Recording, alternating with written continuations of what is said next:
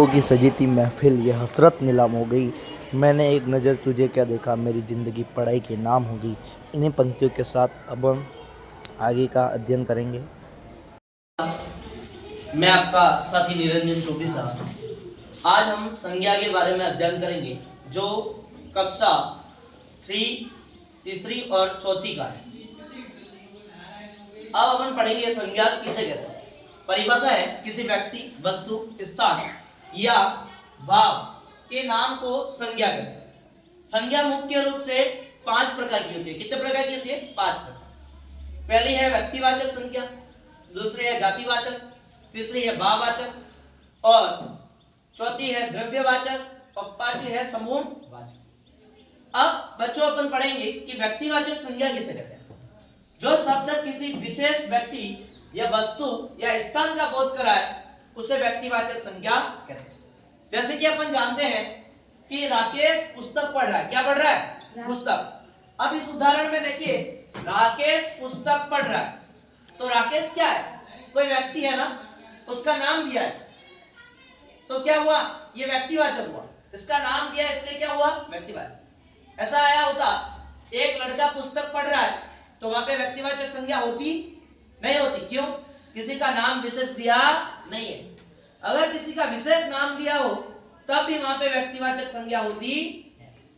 दूसरा है जातिवाचक। जो शब्द किसी प्राणी या वस्तु की पूरी जाति का बोध कराए। किसी एक जाति का बोध तो नहीं कराता ना, पूरी जाति का बोध करवाता है। जैसे कि बंदर ने केला खाया। क्या खाया?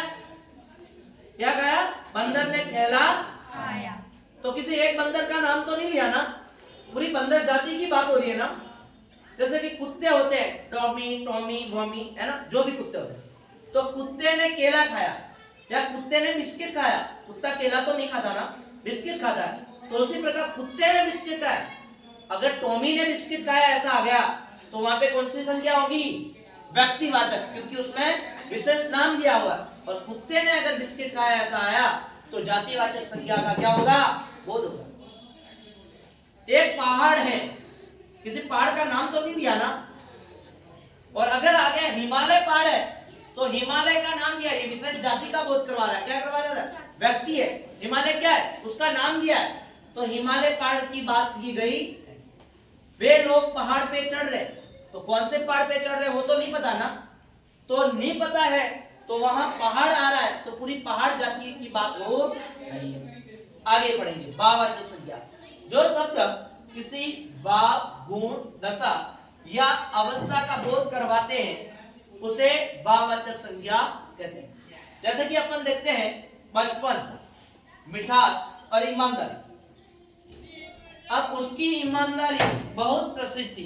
किसकी ईमानदारी प्रसिद्ध थी? नाम तो नहीं है ना। ईमानदारी प्रसिद्ध थी तो ईमानदारी क्या है? भाव है। अगर ऐसा आया था कि राकेश की ईमानदारी बहुत प्रसिद्ध थी तो इसमें क्या होता? राकेश क्या है? व्यक्तिवाचक संज्ञा। क्या है? नाम आया उसका। ईमानदारी क्या है? भाववाचक संज्ञा। तो अपन लिखेंगे व्यक्तिवाचक संज्ञा राकेश है और भाववाचक संज्ञा कौन सी है? ईमानदारी। क्या लिखेंगे? ऐसा अपन सो उसमें लिखेंगे पेपर में, जो भी अपना उत्तर है। दूसरी बात करते हैं द्रव्यवाचक संज्ञा। जो शब्द किसी धातु या द्रव्य पदार्थ का बोध कराए, जैसे पानी, सोना, हीरा, माणक, मोती, ये सब क्या है? धातु है, हीरे है ना। तो पानी, सोना, तो क्या कहता है उदाहरण? वह सोने का हार है।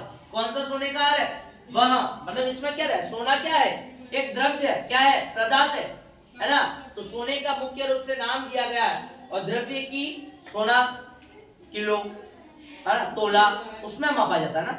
जैसे पानी है, पानी भी किस में मापा जाएगा? लीटर में, है ना। कोई तेल है उसे भी किस में मापा जाएगा? लीटर में, है ना। गेहूं है तो केजी में। ठीक है। जो भी द्रव्य की बात आए वहां पे कौन सी संज्ञा होगी? मोहन ने 2 किलो गेहूं लिए तो मोहन क्या है? व्यक्तिवाचक संज्ञा है। और गेहूं क्या है? द्रव्यवाचक संज्ञा। कितने किलो लिए? 2 किलो, तो द्रव्यवाचक संज्ञा का वहां पे उदाहरण आता। फिर बात करेंगे समूहवाचक संज्ञा।